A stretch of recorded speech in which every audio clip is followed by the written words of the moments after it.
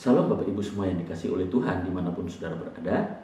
Pada kesempatan ini saya akan menyampaikan satu bagian firman Tuhan yang terambil dari kitab Mazmur pasal 51 ayat 1 sampai ayatnya yang keempat. Demikian bunyi firman Tuhan. Untuk pemimpin biduan, Mazmur dari Daud. Ketika Nabi Nathan datang kepadanya setelah ia menghampiri Betseba. Kasihanilah aku, ya Allah, menurut kasih setiamu. Hapuskanlah pelanggaranku menurut rahmatmu yang besar. Bersihkanlah aku seluruhnya dari kesalahanku, dan tahirkanlah aku dari dosaku. Sebab aku sendiri sadar akan pelanggaranku, aku senantiasa bergumul dengan dosaku. Terhadap engkau sajalah aku telah berdosa, dan melakukan apa yang kau anggap jahat. Supaya ternyata engkau adil dalam putusanmu, bersih dalam penghukuman. Bapak Ibu yang dikasihi oleh Tuhan Yesus Kristus, sebelum saya menyampaikan firman ini kepada saudara, maka persiapan firman Tuhan ini melalui sebuah pemikiran dan perenungan yang panjang. Ada beberapa pertanyaan yang singgah ke pikiran saya, bahwa apakah masih relevan firman Tuhan dengan judul mengakui kesalahan ini di zaman kita yang modern ini, dengan pengaruh dunia yang luar biasa di dalam kehidupan kita. Dan yang kedua, saya ingin menemukan jawaban ketika saya menyampaikan firman Tuhan ini. Benar-benar saudara diberkati oleh Tuhan Yesus. Dan yang ketiga, saya akhirnya menyampaikan firman Tuhan ini karena saya berpikir bahwa tidak sedikit orang yang masih bergumul dengan dirinya berkaitan dengan rasa bersalah atau kesalahan-kesalahan yang mereka lakukan di dalam hidup mereka.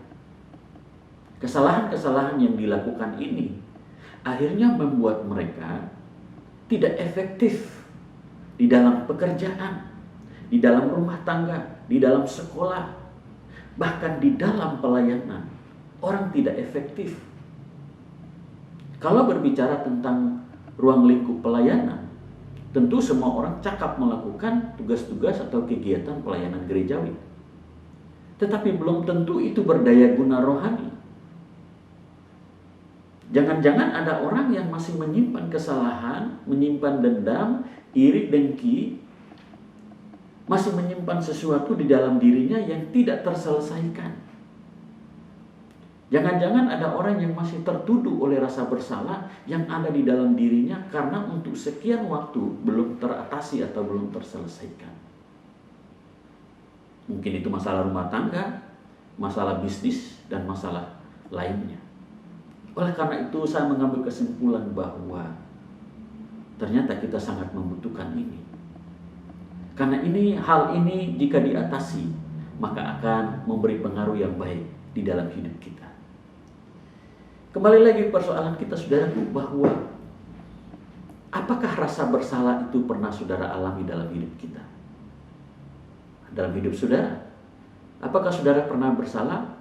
Tentu jawabannya sangat mudah. Pasti setiap kita pernah melakukan kesalahan sehingga kita merasa bersalah.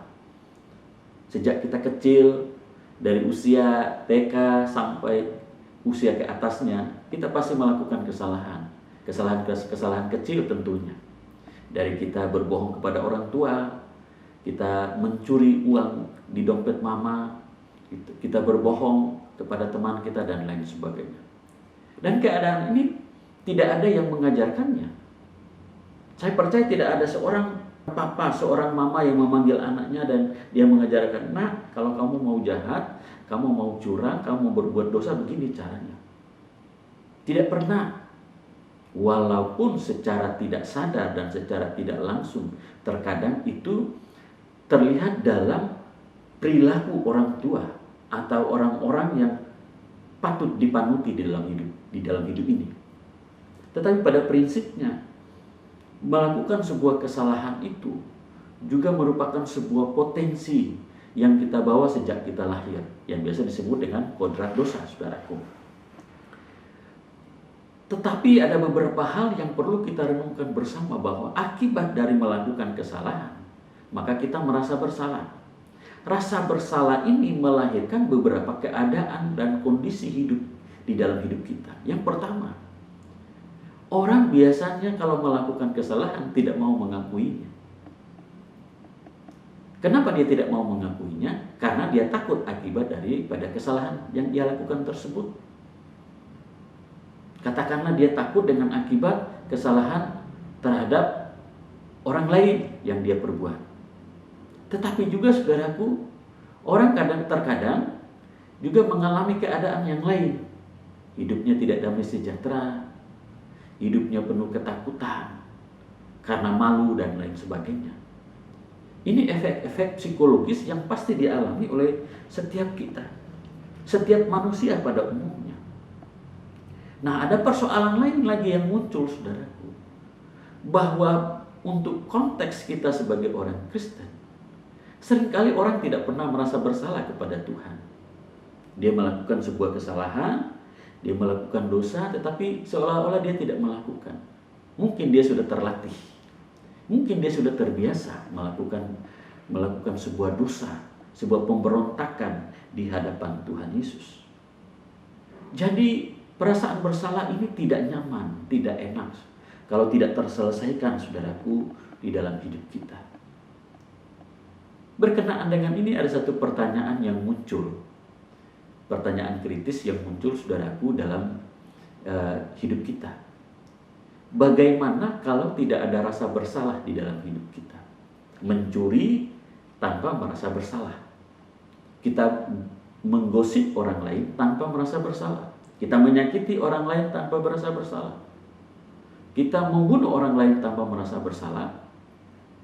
Dan kita korupsi tanpa merasa bersalah, maupun contoh-contoh yang lain. Pasti hidup menjadi berantakan. Hidup menjadi kacau balau. Tidak ada damai, tidak ada kasih, tidak ada sukacita, saudaraku. Kalau tidak ada rasa bersalah dalam diri kita. Oleh karena itu, rasa bersalah itu merupakan sebuah keadaan, sebuah akibat yang dialami oleh setiap orang ketika melakukan sebuah kesalahan, yang merupakan tanda atau sinyal bahwa ada sesuatu yang terjadi dalam diri kita yang tidak beres, yang membutuhkan pembetulan, yang perlu dibaharui, yang perlu diselesaikan. Jadi ini sinyal. Bayangkan kalau tidak ada rasa bersalah. Maka berhentilah menuduh diri sendiri kalau saudara merasa melakukan sebuah kesalahan. Karena itu merupakan titik di mana saudara bisa berubah. Titik di mana saudara bisa dipulihkan oleh Tuhan. Dari pembacaan tadi kita belajar dari kehidupan Raja Daud.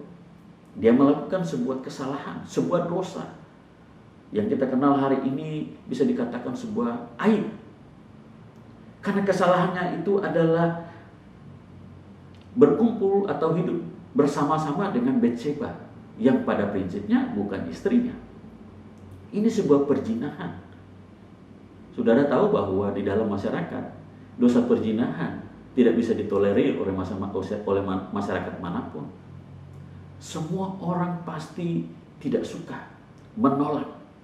Sehingga orang-orang yang melakukan perzinahan pasti ditolak, merasa malu. Sementara yang melakukan ini adalah seorang Raja Daud yang harusnya menjadi teladan bagi rakyatnya, bagi keluarganya sendiri. Tetapi dia melakukannya, saudaraku. Tentu ini mengakibatkan rasa malu yang luar biasa di dalam kehidupan Raja Daud. Kalau saudara dan saya yang melakukan itu, apa yang saudara lakukan? Pasti kita akan mencari alasan, kita akan bersembunyi, kita akan berusaha lari daripada kenyataan itu. Dan ini rata-rata orang melakukan ini dalam hidupnya. Orang yang mencuri biasanya lari sampai dikejar oleh aparat keamanan, baru dia ditangkap, baru dia mengakui. Sepanjang dia tidak ketahuan dan tidak tertangkap, biasanya dia tidak mengakui apa yang dia perbuat atau kejahatan yang dilakukan tersebut, saudaraku. Raja Daud lain. Karena dia tahu firman, dia sebetulnya seorang raja yang punya hubungan yang erat, akrab dengan Tuhan. Ini memberikan kepada kita sebuah pembelajaran, saudaraku, bahwa tidak jaminan seorang yang erat dekat dengan Tuhan tidak memiliki kemungkinan untuk melakukan dosa, atau tidak bisa melakukan dosa atau kejahatan atau kesalahan. Kita semua memiliki kans, kita semua memiliki kesempatan yang sama. Tidak semua orang-orang yang melayani Tuhan itu lantas suci kudus di balik mimbar. Tidak semua. Pasti kita semua punya kesalahan dan persoalan-persoalan hidup. Tetapi itu merupakan sarana Tuhan supaya kita bisa digarap, kita bisa dipulihkan, kita bisa tahu keadaan kita, apa yang salah dalam diri kita dan langkah apa yang harus kita lakukan. Raja Daud sadari apa yang dilakukan itu, saudaraku. Makanya dia berkata, kasihanilah aku ya Allah menurut kasih setiamu. Hapuskanlah pelanggaranku menurut rahmatmu yang besar. Daud tahu bahwa dia salah, makanya dia mengakui. Jadi ini menjadi pelajaran penting. Biasanya banyak orang berkecimpung, berlumuran di dalam dosa karena tidak mengakui kesalahan. Biasanya orang berusaha untuk menghindari rasa malu, rasa takut itu dari hadapan manusia, dari keluarganya. Faktanya saya menonton di berita YouTube, di berita kriminal. Ada istri-istri yang tidak tahu kalau suaminya itu adalah pengguna narkoba atau pengedar narkoba. Ada keluarga yang sama sekali tidak tahu kalau suaminya itu adalah seorang maling. Ada juga kasus-kasus yang lain bahwa keluarga tidak tahu kalau seorang ibu itu sedang berselingkuh dengan pria yang lain. Atau anak sedang melakukan kejahatan, katakan saja tawuran dan lain sebagainya. Di rumah dia alim, dia baik-baik, saudaraku. Tetapi di luar rumah dia bisa melakukan kejahatan. Oleh karena itu kita punya kesempatan yang sama. Kalau ini dialami oleh kita, saudaraku, saya bukan menolerir kalau kita melakukan kejahatan. Tetapi Bapa yang baik itu memberi kesempatan bagi kita seperti yang diberikan kepada Raja Daud. Untuk kita bisa dipulihkan, kita bisa dibaharui hidup kita, saudaraku. Asalkan kita datang kepada Tuhan dan melakukan sebuah pengakuan di hadapan Tuhan bahwa kita melakukan sebuah pelanggaran, sebuah dosa, sebuah kesalahan. Saya tahu bahwa orang tidak akan menerimanya. Secara moral umum saja sebuah kesalahan tidak bisa diterima oleh orang lain. Tetapi jika saudara dan saya punya cara pandang yang benar seperti cara pandang Tuhan Yesus yang mencari orang yang berdosa, pasti kita dapat menerima keadaan orang lain walaupun itu salah. Dan kita akan berusaha untuk menjadi penyebab supaya orang itu berubah, orang itu bertobat. Tetapi pada umumnya orang tidak menerima sebuah kejahatan atau kesalahan terjadi dalam hidup ini. Seperti yang dilakukan oleh Raja Daud. Pasti ada konsekuensinya ketika ketika Raja Daud melakukan kesalahan itu. Tetapi yang pertama sekali dia lakukan adalah dia melakukannya dengan datang dan mengakui kesalahannya dan memohon pengampunan dari Tuhan. Karena dia tahu Allah lah yang mengampuni dosa manusia. Oleh karena itu mari kita jangan hanya berusaha menghindar dari apa kata orang tentang diri kita berkaitan dengan kesalahan kita. Tetapi mari kita mau berurusan dengan Bapa pencipta langit dan bumi, penguasa akan hidup kita, pemberi napas hidup, yang memegang kunci hidup kita. Mari kita mau berurusan dengan Dia. Raja Daud menyadari bahwa dia sudah melukai hati dan perasaan Tuhan. Oleh karena ini rasa bersalah ini harus kita miliki, tetapi harus kita responi dengan benar. Rasa bersalah yang benar yang harus kita kembangkan di dalam diri kita. Yang paling utama, saudaraku, adalah ketika saya dan saudara tidak bisa memenuhi standar Tuhan, tidak bisa menyenangkan Tuhan dengan perbuatan dan karakter hidup kita. Maka ini harus menjadi pergumulan di dalam hidup saudara dan saya. Digumuli dengan serius. Setiap hari kita mengevaluasi diri kita. Setiap saat kita memperkarakan diri kita. Perihal kata-kata kita, perbuatan kita, pola berpikir kita. Terkadang tanpa sadar saudaraku, kita melukai orang lain dengan perbuatan kecil kita. Tanpa sadar kita melukai orang lain dengan sebaris kalimat kita. Orang tersinggung, orang sakit hati, orang membenci kita, orang tidak menerima kita. Dan mungkin betapa kagetnya ketika kita berjumpa dengan orang-orang tersebut, mereka membuang muka dengan kita. Kalau kita tidak mengevaluasi, kita tidak tahu. Dan percayalah saudaraku, ada Roh Kudus di dalam diri kita yang pasti suatu saat akan muncul melalui suara-suara kecil di dalam hati dan pikiran kita, mengatakan bahwa apa yang kamu katakan itu salah. Kemarin kamu mengatakan seperti ini, itu salah. Lain kali tidak boleh. Saya pun mengalami itu dalam praktik hidup tentunya saudaraku. Saya sudah punya pengalaman itu. Saya terkadang dalam berbicara dengan orang lain, saya sepertinya tergerak untuk menceritakan sesuatu. Tapi ada suara-suara kecil yang berkata di dalam hati saya, mengatakan gini, jangan ceritakan itu kepada orang lain, karena itu tidak baik untuk diketahui oleh mereka. Saya beberapa minggu yang lalu saudaraku, saya melakukan sebuah kesalahan. Setiap pagi saya mengirimkan firman Tuhan di grup, di Facebook saudaraku, dan juga di Facebook gereja GSKI Pangkal Pinang, dan saya mengirimkan ya kurang lebih sekitar 6.000-an orang atau mendekati 7.000 orang. Melalui juga WhatsApp pribadi sekitar 50 atau 60 orang setiap pagi. Persoalannya begini, pada suatu pagi saudaraku saya mengambil handphone, terkadang jam 2 pagi saya kirim, jam 3, jam 4 pagi, jam 5, begitu.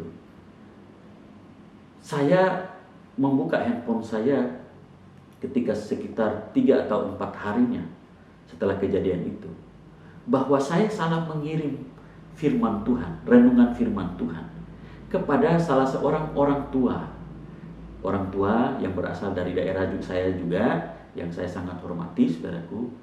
Tetapi orang tua saya ini memang beragama Muslim saudaraku, sehingga ternyata sudah 2 hari saya mengirimkan firman Tuhan itu ke beliau. Saya begitu kaget ketika saya menyadari bahwa saya salah mengirimkan firman Tuhan. Dan sungguh sangat saya tidak punya motivasi untuk mengirimkan firman Tuhan kepada dia. Dan ini untuk kedua kalinya. Karena saudara tahu bahwa di dalam grup di dalam handphone kita tentu ada banyak nomor-nomor saudara-saudara kita. Tidak hanya beragama Kristen, tapi bisa Muslim, Konghucu, Buddha, dan lain sebagainya. Sehingga saya melakukan itu. 2 hari berturut-turut saya mengirimkan. Saya menyadari bahwa itu pasti saya sedang ngantuk. Saya biasanya cepat kalau mengirimkan, sekali kirim 5 orang, jadi saya pencet-pencet 5, saya kirim. Dan salah pencet saudaraku. Saya langsung paginya, saya langsung menghubungi beliau dan saya bilang, Bapak, saya minta maaf. Saya benar-benar saya baru tahu kalau saya salah mengirim renungan firman Tuhan kepada Bapak. Saya minta maaf. Saya tidak sengaja untuk mengirimkan firman Tuhan itu. Tolong sekali lagi saya mohon dimaafkan. Beliau menyambutnya dengan senang hati, dengan respon yang positif. Dia bilang, tidak apa-apa adek, kita saling melengkapi satu dengan yang lain. Itu adalah jawaban berhikmat daripada seorang tua. Tetapi persoalannya saya merasa bersalah karena kesalahan tersebut, saudaraku. Kesalahan yang mungkin dianggap orang kecil. Tetapi jika salah direspon dengan kacamata yang salah, maka bisa berakibat fatal, saudaraku. Kita semua tahu di era sekarang hanya dengan kata-kata yang sedikit salah saja, sebaris kalimat saja, orang bisa melaporkan orang lain dengan tuduhan memfitnah, pencemaran nama baik, dan lain sebagainya. Oleh karena itu, saudaraku, Ketika saudara melakukan kesalahan, yang saudara harus lakukan adalah datang kepada Tuhan dan mengakui kesalahanmu. Tuhan sudah menyediakan fasilitasnya kepada kita. Tuhan tidak membiarkan saudara dan saya terpuruk sendirian di dalam masalahmu, tidak. Tuhan membuka tangannya, menanti engkau datang kepadanya dan katakan, Bapa, aku minta ampun. Tuhan Yesus, ampuni dosaku. Saya sudah melakukan sebuah kesalahan hari ini. Saya melukai teman saya dengan perkataan saya, dengan kelakuan saya, dengan motivasi saya yang buruk. Makanya ada banyak orang yang senang di atas penderitaan orang lain. Karena motivasinya memang mencari keuntungan di atas penderitaan orang lain. Ada banyak orang yang karena dia berkuasa, dia punya uang, dia semena-mena dengan orang lain. Apalagi dosa yang kita lakukan yang kita anggap besar. Ingat saudaraku, di hadapan Tuhan tidak ada dosa yang terlalu besar. Semua dosa dia bisa diampuni oleh Bapa di surga. Karena dia sudah membayarnya di atas kayu salib dengan harga yang lunas dibayar, yaitu dengan nyawanya sendiri. Makanya saudara punya kesempatan diubahkan. Saudara punya kesempatan hari ini untuk diselamatkan oleh Tuhan Yesus. Persoalannya, apakah saudara mau rindu membuka dirimu kepada Tuhan dan katakan, Tuhan, setelah saudara berperkara dengan dirimu, Tuhan, saya bersalah kepada Tuhan. Seperti anak yang terhilang. Setelah dia menghabiskan segala uang, harta kekayaan yang dibagikan kepadanya, dia baru sadar bahwa saya berdosa kepada surga dan kepada orang tuanya. Jika keadaan ini saudara alami, saudara datang kepada Tuhan. Tuhan mengampuni engkau. Jangan berusaha hanya selamat daripada apa kata orang. Kalau saudara bersalah kepada orang lain, datang dan memohon maaf kepadanya. Mohon pengampunan. Bawa dirimu, merendahkan dirimu dan katakan, teman, sahabat, orang, papa, mama, saya bersalah, saya minta ampun. Maka ketika dua bulan yang lalu saya mengantar anak saya ke Semarang untuk kuliah dan yang satu di Jakarta, saya memperlengkapi mereka dengan nasihat-nasihat. Saya berkata demikian, nak, kamu mulai sekarang, kamu sudah meninggalkan papa dan mama, dan kamu akan berdiri sendiri. Kamu sakit sendiri, kamu merasakan sendiri. Kalau kamu sakit di sini, masih ada papa yang bisa pijit kakimu, bisa beli obat dan lain sebagainya. Tetapi ada hal yang pasti kamu alami. Ada hal-hal yang menyakiti engkau. Mungkin karena perbuatanmu engkau menyakiti orang lain, dan perbuatan orang lain menyakitimu. Tetapi ingat nasihat papa. Kalau kamu yang melakukan, jangan malu, jangan takut, katakan saya salah. Sodorkan tanganmu dan katakan saya minta maaf. Karena tindakan itu dihargai oleh Tuhan Yesus Kristus. Engkau akan diampuni. Minta ampun juga kepada Tuhan. Supaya masalahmu clear, masalahmu selesai. Supaya kamu bisa kuliah dengan damai sejahtera. Tidak mungkin kamu kuliah dengan damai, dengan tenang, kalau kamu punya musuh di dalam kelasmu. Tidak mungkin. Itu pesan saya. Ini pun harus kita miliki di dalam hidup kita, saudaraku. Jadi walaupun kita merasa bersalah, itu sarana yang positif, di mana seseorang punya kesempatan untuk disembuhkan oleh Tuhan, dipulihkan oleh Tuhan Yesus. Tinggal saya tantang saudara, berani nggak saudara berkata, saya minta maaf? Kalau saudara menghidupi ini, seperti di dalam Yakobus 5 ayat 16 berkata, karena itu hendaklah kamu saling mengaku dosamu dan saling mendoakan supaya kamu sembuh.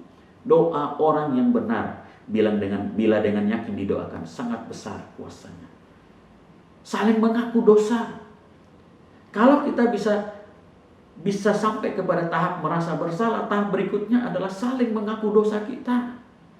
Dengan siapa kita melakukan kesalahan? Siapa yang melakukan kesalahan kepada kita? Beri maaf, beri ampun kepadanya. Pasti masalah selesai. Tuhan saja mengampuni. Apa hak kita untuk memelihara masalah kita? Apa hak orang untuk tidak mengampuni kita? Tuhan saja mengampuni kita, saudaraku. Oleh karena itu, saudaraku, ketika saya merenungkan ini, apa bisa tidak ada masalah yang tidak bisa diselesaikan kalau kita membiarkan firman Tuhan berotoritas dalam hidup kita? Di dalam 1 Yohanes 1 ayat 9, mengatakan, jika kita mengaku dosa kita, maka Allah adalah setia dan adil, sehingga Ia akan mengampuni segala dosa kita dan menyucikan kita dari segala kejahatan kita. Tuhan mau mengampuni kita. Maka pertanyaan saya, apakah ada masalah yang tidak bisa diselesaikan? Mari kita koreksi diri kita. Saudara yang sedang ribut dengan istri, dengan suami, apakah masalahmu tidak bisa diselesaikan? Persoalannya karena Anda egois. Anda mau menang sendiri. Anda sok berkuasa. Anda gengsi. Kalau saja saudara bisa taat kepada firman Tuhan dan melakukan firman Tuhan ini, keluargamu akan tenang, keluargamu akan damai, hubungan suami dengan istri akan baik-baik saja, hubungan orang tua dengan anak akan baik, hubungan kita dengan keluarga, dengan saudara-saudara kita yang lain pasti akan baik, akan harmonis. Saya merenungkan lagi, ada satu persoalan yang sering terdengar di telinga kita, adanya peristiwa perceraian keluarga-keluarga yang tadinya sudah diberkati di gereja maupun belum. Persoalannya di sini, tidak ada yang mau mengaku salah. Inilah ciri-ciri orang sombong yang tidak mau diperbaiki oleh Tuhan. Padahal Tuhan sudah menyediakan fasilitasnya. Ada firman. Tinggal tugas kita adalah tunduk, taat, dan dengar firman Tuhan. Tuhan yang beracara, Tuhan yang menyelesaikan dosanya. Tapi memang karena kita bandel, kita tidak mau berubah, kita tidak mau dipulihkan oleh Tuhan. Itu persoalannya. Maka mari koreksi dirimu, koreksi hatimu. Ketika engkau melukai hati dan perasaan Tuhan, itu kejahatan paling besar di dalam hidup ini. Bayangkan saudaraku, Tuhan begitu baik, penuh kasih dan sayang kepada saudara dan saya. Terus kita membalasnya dengan perilaku hidup, pemberontakan kita, kejahatan kita setiap hari. Melalui khotbah ini saya mengajak saudara, mari kita menjadi pelaku firman Tuhan. Tunduklah kepada nasihat firman Tuhan. Karena tidak ada solusi atau jalan lain. Ketika saudara terdesak, saudara dibebani dengan persoalan yang begitu berat dalam hidupmu, hanya Tuhan yang dapat memberikan jalan keluar untuk setiap pergumulan dan persoalan kita. Seberat apapun, sehebat, sedahsyat apapun pergumulan dan persoalan saudara, datang, serahkan kepada Tuhan, dan Dia pasti menolong saudara sekalian. Terima kasih, Tuhan Yesus memberkati.